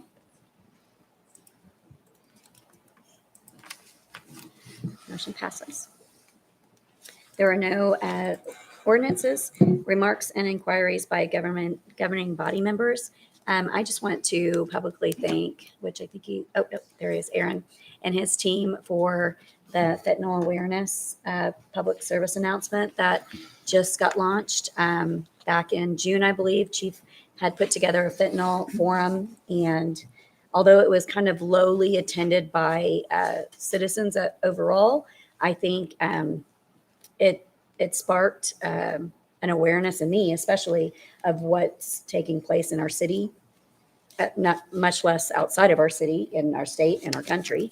But fentanyl is an epidemic, and it is happening in our city. I think we're at 184. It was, as of June, it was 184 that we had saved with Narcan. And so I asked that we could do some public service announcements, and Aaron has done a great job getting with our union superintendent, Hartzler, and our superintendent, Chuck Perry, and that first PSA has gone out, and Really good. it's Yeah, really it is good. And I'm sure that the rest of them are going to be amazing. So I'm hoping that I did send it to some other area state mayors, and hopefully they will catch the fire of helping push that campaign out within their cities or create their own campaign, and then get it statewide. So I think it wouldn't hurt to circulate it among National League of Cities. Absolutely. Yeah, I do. As an example of what should happen, because every meeting I attended this last year, even though Mhm. my committee deals with transportation, we discussed this issue, and I'm sure it was discussed in every one of the other committees because it's such a serious issue that has such deadly consequences. So I think even Yes. sharing what we've done with National League of Cities and other organizations that are working hard to do this is not a bad idea. it's a great idea. And I think, Aaron, you did a really good job. I saw it today and I shared it on all my social media. And so I would just ask, if you have social media, why don't you share it? And, like the tagline is "One pill can kill." Yep. And that says a lot right there. Yep. Good job. So, thank you. Anyone else? Yes, I have a comment to make. It's a little bit before election time, and I'm not a politician. And over 40 years ago, the mayor and vice mayor come to my house and asked me to serve the city, and I've just hung on all these years, and it gets to be a habit forming. Still not a politician, but sometimes you still have to make political comments as you sit in this seat. The elections come up, you have to file, will be in February, and I've gotten a lot of inquiries of what I'm going to do. I don't know if it has to do with my white hair or age or what, but I will just say that there are a lot of projects that I'm in the middle of, and a lot I'd like to see started. So after many months of prayer, I've decided that I am going to run again for city council. We'll file in February, and I'm acknowledging it now. Usually I do in November anyway, But just because so many people have inquired, again, maybe it's because I'm a councilman at large and everybody can run against me. So I am announcing tonight that I am going to run for city council again. I visited with my campaign chairman already and part of the committee that I've set up and used for the last couple of years. That's just, I'm going to be running again. So that way they don't have to call me now. Yeah. Well, and I jokingly told Johnny that I was waiting to hear what he decided, but no, it's, you have to understand that when you serve with people, you become friends and you enjoy spending time with them as much as anything else. And so getting to serve with them is important and part of the joy of doing this. But likewise, it's been heavy on my heart and my mind as to how to proceed over the next couple of years and what would happen come April, well, February and then April. But likewise, I intend to seek reelection come April and look forward to hopefully another 4 years of spending time with friends and serving the community we all love. Okay, well, I'm going to talk about the Constitution. So I'll just surprise y'all whether I'm going to run again or not.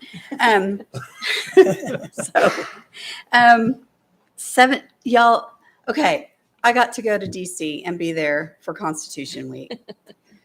So I bought this at the U.S. Capitol, and because I do believe, I got to go to the National Archives. I've been to DC a few times, but I've never actually been to the archives and got to see the Constitution and the Bill of Rights and the Declaration of Independence in person. And I really wanted to take a picture, but the very nice security officer would not let me. And then I also got to I went to one of the Smithsonian, the National, the Museum of, what is it? Which one? American History. And got to see the original Star Spangled Banner. You guys, I cried.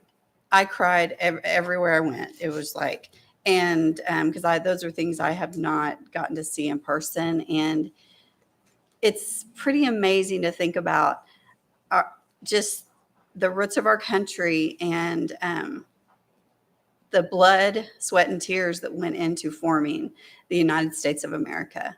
And we have so much to be proud of in our country. And just getting to, my husband had never been to DC before. So I got to kind of see things through his eyes. He's a military guy, and we visited the Navy Museum, and we went I'm a member of the Daughters of the American Revolution.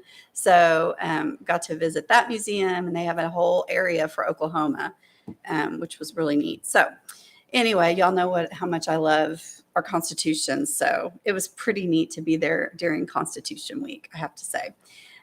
So the next amendment I want to read is the 17th Amendment.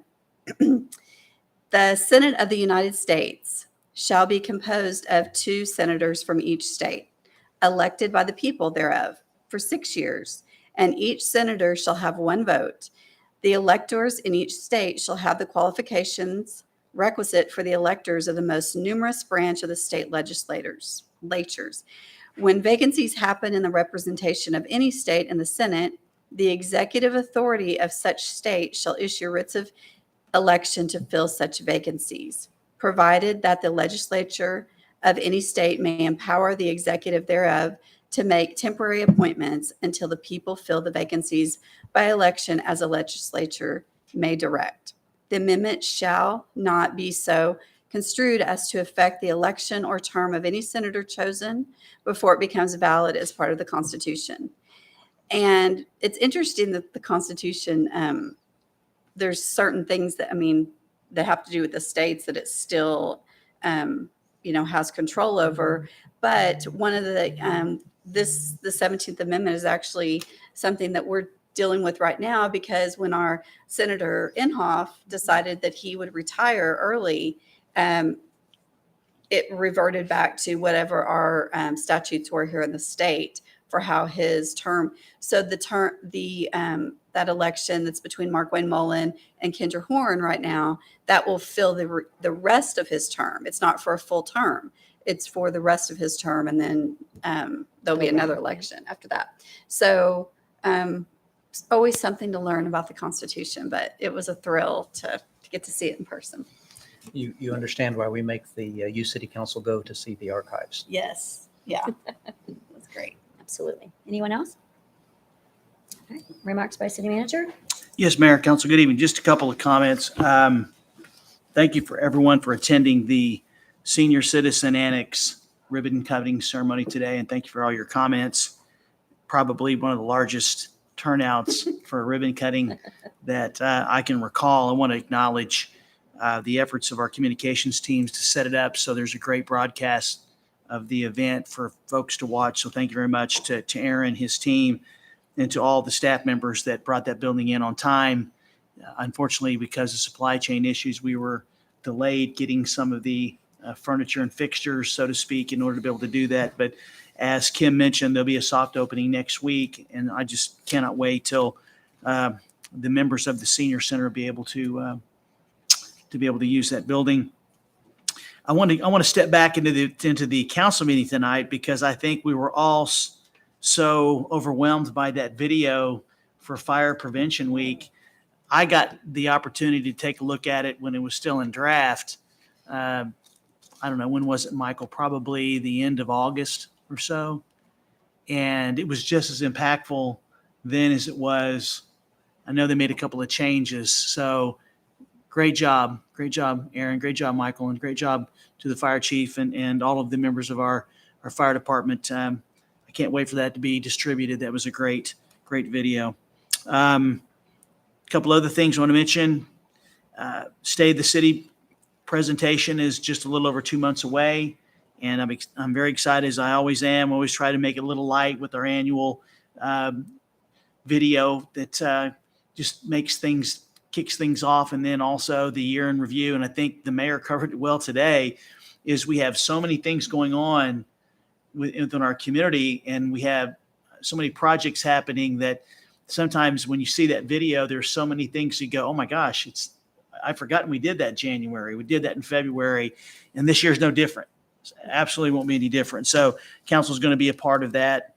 And so just be prepared to participate as you always do.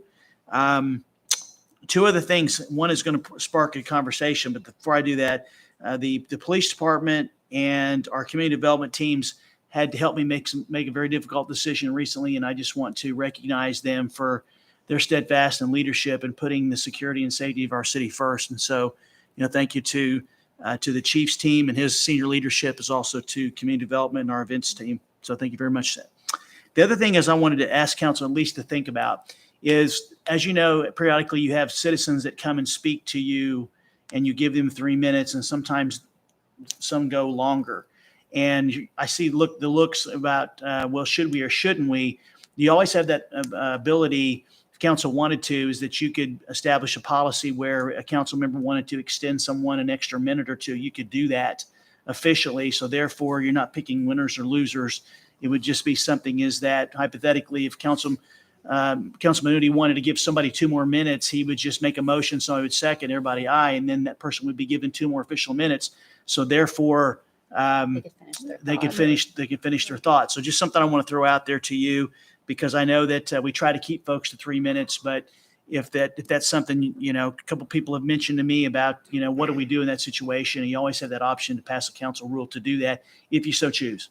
So Historically, we've done that, what I mean, before. We haven't seen it done in quite a while. I haven't seen anything I really wanted to go on for longer than the 3 minutes. But actually, if it did, I really think that's a great idea, because it might be information that you wanted, what I mean, or finish the thought, for you to process how you're going to vote. So I think as each council person could extend them if they want to hear the extra minute or 2 minutes, and I think it's great. I'd rather forego having to make a motion in a second and a full vote, because by the time we do that, they'll have forgotten what they're going to say. Yeah. I think we could pass a rule, if this was suggested, that each counselor has a prerogative to extend the comments of the speaker if they I'd agree with that. I thought we still had it, but we just haven't been used in a long time. But I think it's a great idea to do. I just want you to know that's at your disposal, and I think that's great because I do, sometimes somebody's finishing their thought. And I mean, this council goes above and beyond to let the public engage and speak. And so however you would choose to do that, whether it's deferring to the council member for a couple of minutes or having the mayor have the ability to extend for 2 minutes or vote, however, if there's something we need to do to pass something, then I can certainly work with legal to put that on the agenda, but I certainly would encourage you to consider that. Okay. That's all I have, Mayor. All right. We do have an executive order or executive session, so Make a motion to take a brief recess to go into BAM and Beta. Second. a motion and second. Roll call. Ford, Yes. Udi, Yes. Parks, Yes. Gillespie, Yes. Wimpy. Yes. Make a motion we're call the Broken Arrow Municipal Authority meeting to order. Roll call. Ford, Here. Udi, Here. Parks, Here. Gillespie, Here. Wimpy. Here. Are there any items to be removed from the consent agenda? Move to approve the consent agenda. Second. We have a motion and a second. Roll Christie call. seconds.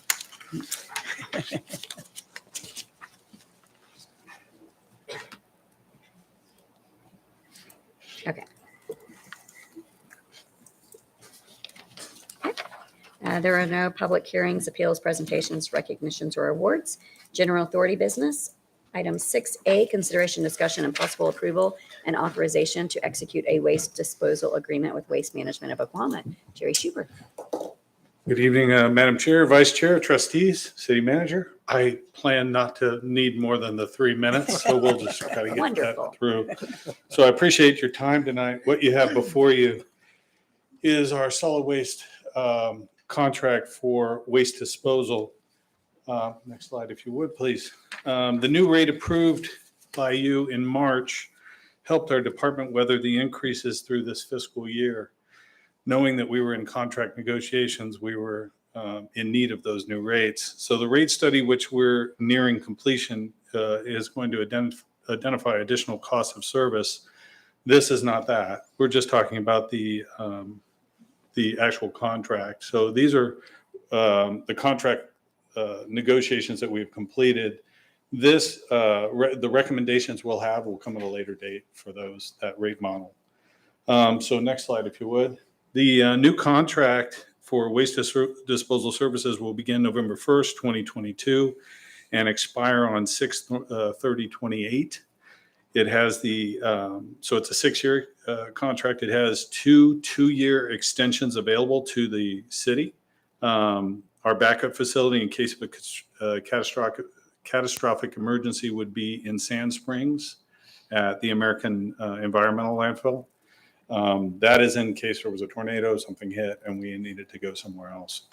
Now, we are not going to be at Covanta and have not since October 1st, actually, because our 92-day extension was done as of October 1st. Our new contract will be solely at the landfill. So I wanted to add that the burn versus bury kind of concept is something that's near and dear to a lot of people. There are additional environmental benefits to the new agreements that included the building of a new RNG facility by Waste Management. And RNG is a recycled natural gas product. So similar to what we would get out of a waste to energy facility, these capacities would allow for us to actually be able to have gas generated from the landfill that would then be re-entered into the gas lines. So that facility is going to be built in the next year or two, according to Waste Management. And I also have a Waste Management representative here in case there's any questions that I can't answer about that particular facility. But we have moved away from Covanta, and currently the federal administration is not supportive of waste energy projects. So there's a lot to say about what could or could not happen to Covanta in the near future. Their current rate negotiated with Tulsa, and you all saw the release of Tulsa's new rate, is at almost $46 a ton. So there was completely different from what we're going to be into, which is 25 and a quarter a ton. So that's it. If you have any questions or comments, I'm here to answer those. So we can say there's energy, ways to save energy in the future with the new contract. Is that correct? Absolutely. The facility has an RNG component that's built into it. Okay. And these facilities are so energy wise, and they're so cost effective that they typically cost about $30 million to build, and they're paying themselves off in about 30 months. Well, So- I know for years, you could tell that the methane gas that's, you know what I mean, escaping, they even flare. Yeah, it they and normally flare down. it. Yes. Right. So there is energy there. So, and I knew that they were trying to adopt it. I didn't know that it wasn't online that they could do it. You know what I mean? Yeah, Besides, they especially- built one at Oklahoma City, and they've offered us tours if we want to see that facility. So anybody who's interested in seeing the RNG facility they've already bought in Oklahoma City, our representatives from Waste Management are more than willing to give tours of that. Great. So That's a that great we'll idea. know what they're going to be building here in Yeah. Tulsa as well. Yeah, that's good. I'm glad. Yeah, I'd like to see that. Yeah, Definitely. I can definitely get that arranged for us. The preference, which is why we have a recycling program, is to try to keep things out of the landfill. Right. Agreed. But the next best thing is to be able to recapture Yes, sir. from the gunk something positive, and as I've mentioned before, I think I'll be surprised based both on what the current administration is pushing out, which I don't understand, not trying to recover energy, but especially with the alleged desires of this administration to save the planet. But the idea that we're pushing away, Covanta probably will not be here, at least not look like it does now, 5 years from now. I mean, If you're following the waste trades, California just passed laws to outlaw waste energy as a diversion method. So a lot of jurisdictions like Los Angeles was using 10% of their diversion rate was solely on waste to energy projects. And California, in its infinite wisdom, has said that that's not going to work anymore. Where'd you come from, Jerry? mhm. Yeah, Yeah. exactly. And- And that is why I'm in the Welcome. glorious Yeah. state of Oklahoma providing these services to you. And So, in Well, and- keeping with that, I think this Yeah. is, and plus the rate, That's literally what I was half the Yeah. rate of what. yeah, this Yeah. helps us really weather what we expected this year. Or fiscally this year, we're in pretty good shape. Over the next year, we'll have discussions around the new rate model. So at this point, I just need a motion to accept our contract. So moved. Second? We have a motion and second. Roll call. Thank you, sir. Absolutely, thank you. Remarks from governing body members? City manager? I have no, ma'am. There is no executive session. We have a motion. Make a motion to adjourn. Second. Or we have a motion and a second. Roll call.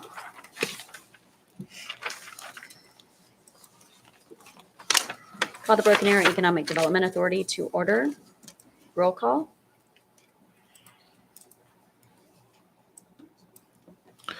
Ford, Here. Udi, Here. Parks, Here. Gillespie, Here. Wimpy. Here. Are there any items to be removed from the consent agenda? Make a motion to approve the consent. Second.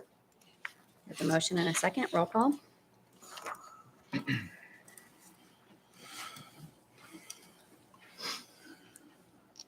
There is no presentations. Items 6A, consideration, discussion, and possible approval to execute second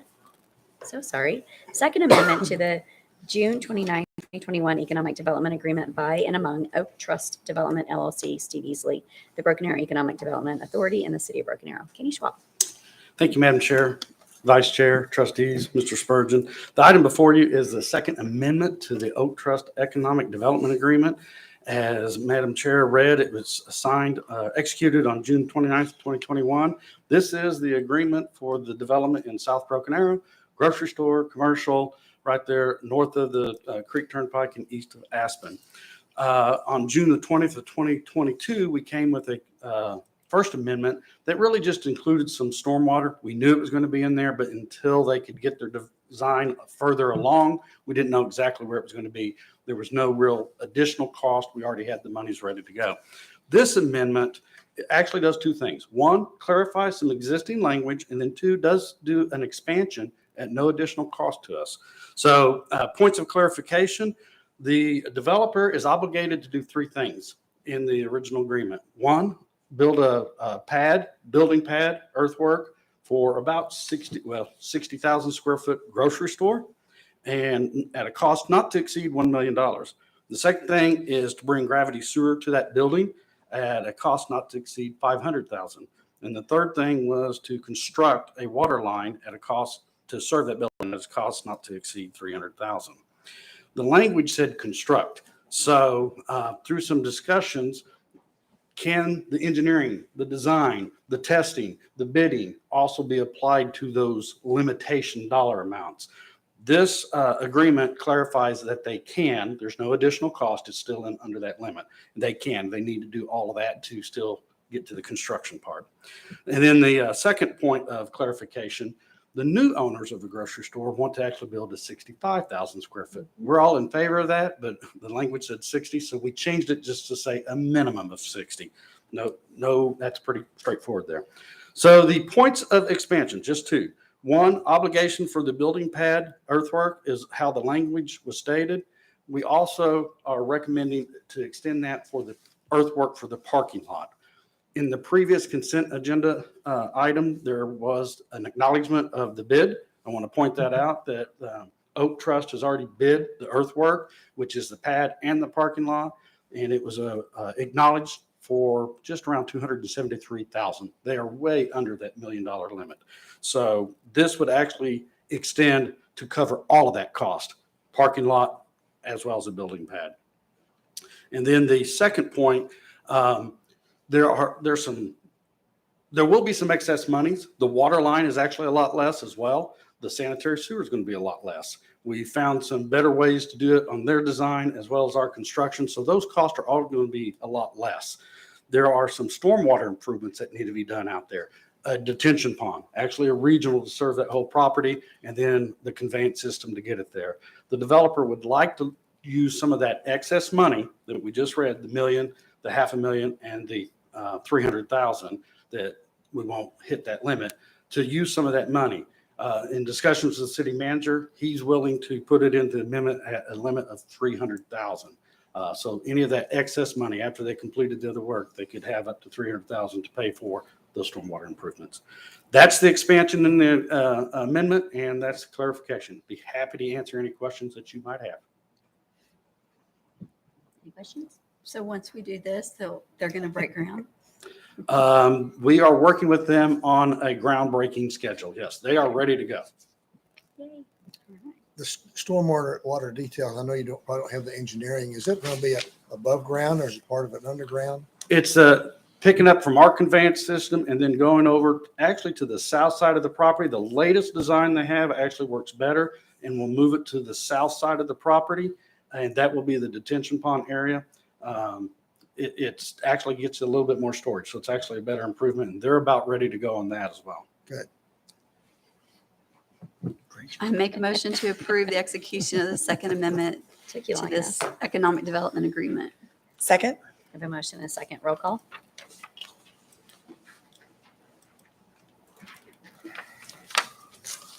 Thank you Thank very you, much. Kenny. All right, any remarks by governing body members? City manager? Yes. No? You have any remarks? No, actually, Larry sent me a note. We have issued the earth. Yeah, we couldn't speak for me, Larry. Sorry. I just You wanted did to it 2 let, weeks ago. You did so good. yeah. I just manager. was texting city managers that last Friday we actually issued the earth change permit for the research site. And so with that, it allows them to move forward and when they're ready for the actual moving of the earth for that site. Wonderful. Cool. All right. Nothing further? No, ma'am.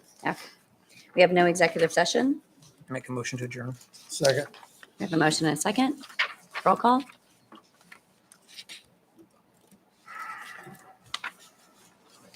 All right, we're back in regular session to look at item 9B.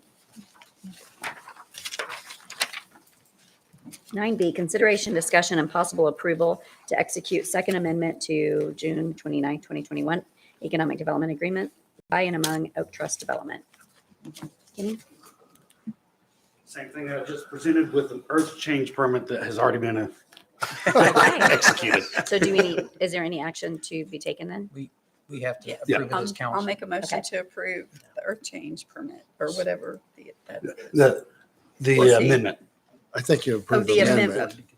Okay, make a motion to approve the second amendment Yes. to that. I'll second the motion to approve the second. Right. Perfect. Thank you. We have a motion and a second. Ford, Yes. Udi, Yes. Parks, Yes. Gillespie, Yes. Wimpy. Yes. Make a motion to take a brief recess to clear the room for executive session. Second. We have a motion and a second. Roll call. Ford, Yes. Udi, Yes. Parks, Yes. Gillespie, Yes. Wimpy. Yes.